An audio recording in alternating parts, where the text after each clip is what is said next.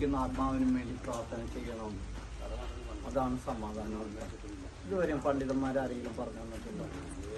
ഞാൻ ഇന്ന് 2 തവണ പ്രാർത്ഥിച്ചാണ്. പൂജാമുറിയൊക്കെ ഉള്ളതുകൊണ്ട് കാലത്തെ 4 മണിക്ക് എണീറ്റും നമ്മൾ ചെയ്യാനുള്ള കാര്യങ്ങൾ ആദ്യം നമുക്ക് വേണ്ടിയെന്നാണ്. നമുക്ക് വേണ്ടിയെന്ന് പറഞ്ഞാൽ സ്വാർത്ഥനും അല്ല, ആഗ്രഹിച്ചത് കിട്ടാനും വേണ്ടിയല്ല.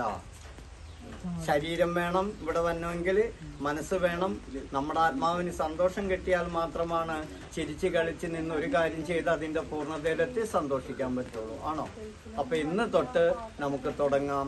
ശരീരത്തിനും മനസ്സിനും ജീവിച്ചിരിക്കുന്ന ആത്മാവിനും വേണ്ടി സർവശക്തനായ ദൈവത്തോട് പ്രാർത്ഥന ചെയ്തിട്ട് നമുക്ക് ഇറങ്ങിത്തിരിക്കാം. ഇപ്പൊ വേറൊരു അനുഗ്രഹം ഉണ്ടായിരുന്നു. ഇവിടെ തൊഴുത്താണ്, നമുക്ക് ഇങ്ങോട്ട് കയറി നിൽക്കാനും മാർഗം ഉണ്ടായിട്ടുണ്ടോ? തൊഴുത്തെന്ന് പറഞ്ഞാൽ പണ്ട് ഞങ്ങളൊക്കെ വലിയ വലിയ വീടുകൾക്ക് കാണാൻ പോകുമ്പോൾ പശുവിനെ കെട്ടിയിട്ടോന്ന് പറയും. പശുവിനെ കെട്ടി കാണുന്നത് അത് വേറൊരു ലക്ഷണം, പക്ഷെ ചാണകം വീഴണമെന്നാണ്.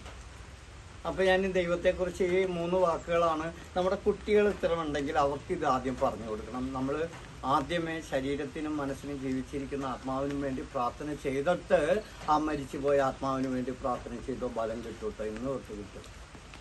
ഇത് നമ്മൾ മരിച്ചുപോയ ആത്മാക്കൾക്ക് വേണ്ടി പ്രാർത്ഥന ചെയ്യുന്നത് നമ്മുടെ കയ്യിൽ ആത്മാവിന് ഒരു ചൈതന്യം ഇല്ലാതെയാണ് നമ്മളവിടെ പോയി പ്രാർത്ഥന. അതുകൊണ്ടാണ് പ്രാർത്ഥിച്ചിട്ടും ബലമില്ല എന്ന് പറയുന്നത്. ഇന്ന് തൊട്ട് നമുക്ക് പ്രാർത്ഥിച്ചാൽ ബലം ഉണ്ടാകും കേട്ടോ. ഒരു ദിവസം പോലും മുടങ്ങരുത്.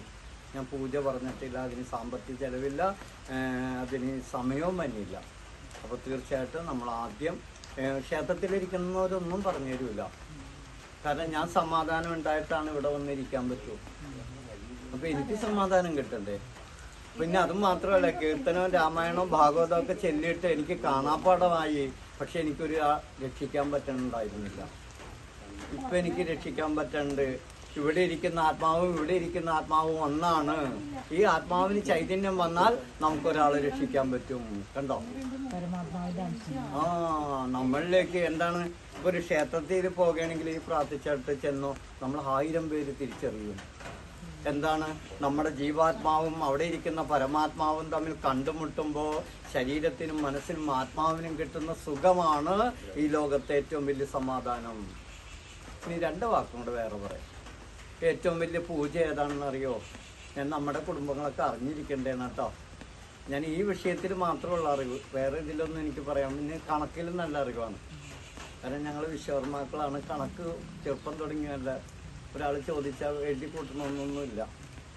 അപ്പം നമ്മൾ പറയുന്ന വേറൊരു കാര്യം കൂടെ നമ്മൾ പറയാം. ക്ഷേത്രത്തിൽ പോകുമ്പോൾ നമ്മുടെ ശരീരത്തിനും മനസ്സിനും ആത്മാവിനും വേണ്ടി പ്രാർത്ഥിച്ചോ 10 കൊല്ലം കാത്തിരിക്കേണ്ടത് 1 വർഷം കൊണ്ട് വരും കേട്ടോ. ആണോ? വരും. ഇത് പണ്ഡിതന്മാർ പറഞ്ഞു കൊടുക്കണില്ല. അവർ പറയണത് എന്താണെന്നാ, ആത്മാക്കൾക്ക് വേണ്ടി പ്രാർത്ഥിക്കുക, ആചാരാനുഷ്ഠാനങ്ങൾ ചെയ്യുക, സാമ്പത്തികം ചെയ്യുക. ഒരു പ്രയോജനങ്ങൾ. പക്ഷെ ഇന്ന് തൊട്ടുണ്ടാവും നമ്മുടെ ആത്മാവിനെ. ഞാൻ 10,000ങ്ങളുടെ നടുക്ക് പോയിരുന്നാലും എന്നെ അറിയണം, ഞാൻ അറിയൂല. കണ്ടോ? അപ്പൊ ഞാൻ പറയാം, എന്റെ ഭക്തി നോക്കണ്ട, എന്റെ അറിവ് നോക്കണ്ട, എന്നിൽ ഈശ്വരൻ ഉണ്ടെന്ന് മാത്രം വിചാരിക്കുക. കണ്ടോ?